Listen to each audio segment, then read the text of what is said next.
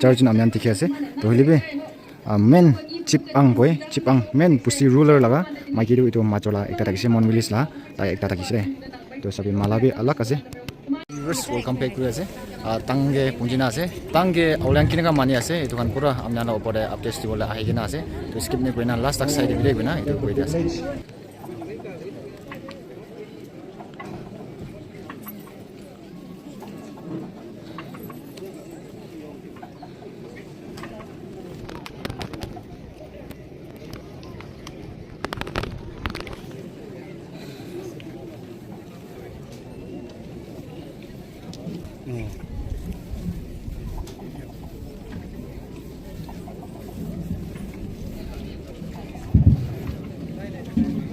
एकदम power right now erase koina ase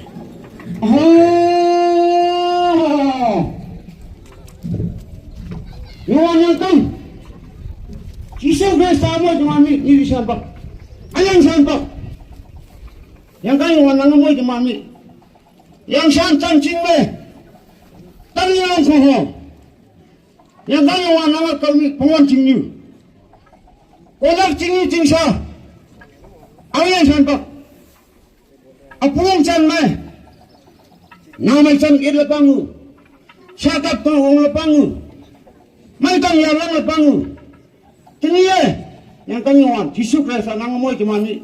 di sampai kau cama ai mai. Hai na wei gen yu mai, capung mai.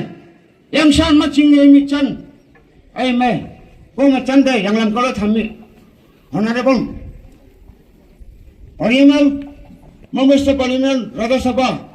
Ni ma phangun kau wang deh. Yang kang yuan nang ai mai. Moi ni nanga ai patang long khong ho de nang hok ching mi ka moi juman pinai ka tam ya kang yuan nang moi juman tam ha kang ni final kang ni public mong manala kha chu dei wan ban mong mai na kau de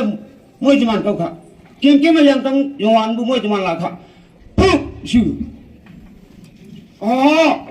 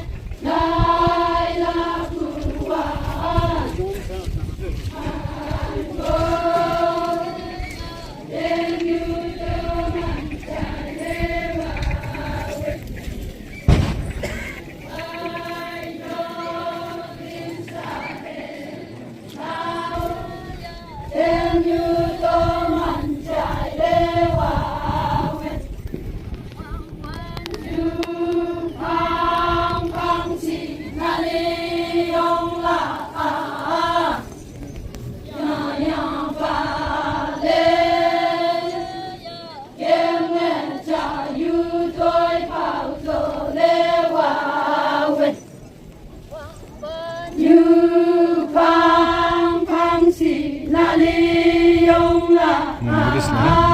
angya ase de itu majola mon milis la ase hoilibi ida tangge certificate ase tangala karnatak pin man power kurole parijay ase tai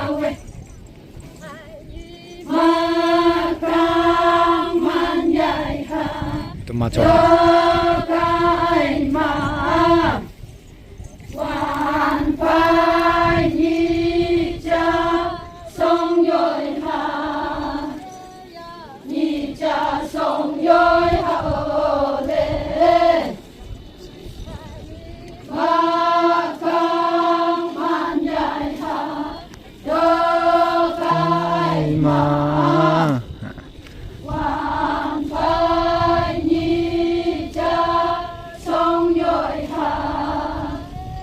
oleng tende ina kana sana groina ektin enega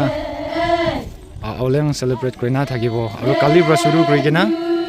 manyai bu koi mandu kheti kurina edu kheti de chawle garni ina edu la meaning bra kana gure ase de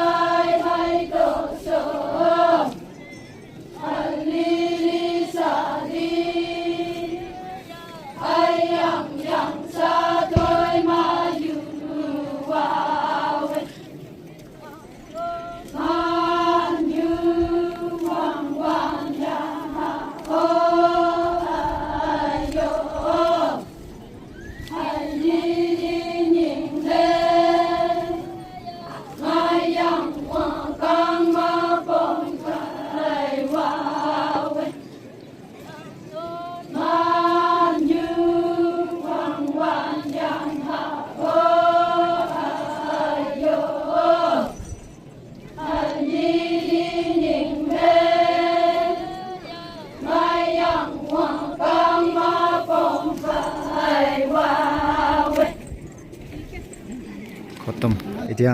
eto angya khan rani khan dikhi ase to takan kundu pusila ase aro itu ekta pusila na kun kute kute la aha ase etu kan ekbar hutina par size abo to amyan skip ne guna side bi nanga utenga blai yan village la ase tai next anare mon village la rani thaka ase to etia tang new village te tai bi na sati hoina ina hoi ase nanga oi chingsi longwa tai longwa la rani ekta takise ulibe eta man tikhi burle pare ase tang new ge ase aro senga oi ba senga ase senga jinyu la rani tai na ase ulibe eta tangge tan charjun rani kan ina sati hoina tike ase to alag pusi ra a se bina amnyan chani pa ase huni pa ase to man la custom konyak la custom do inega ase kile gulero angchat angli na man do ina koi ang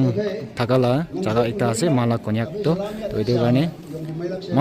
mon bilis la rani do gulero tangge sati hoi noile ba alag pusti pong anching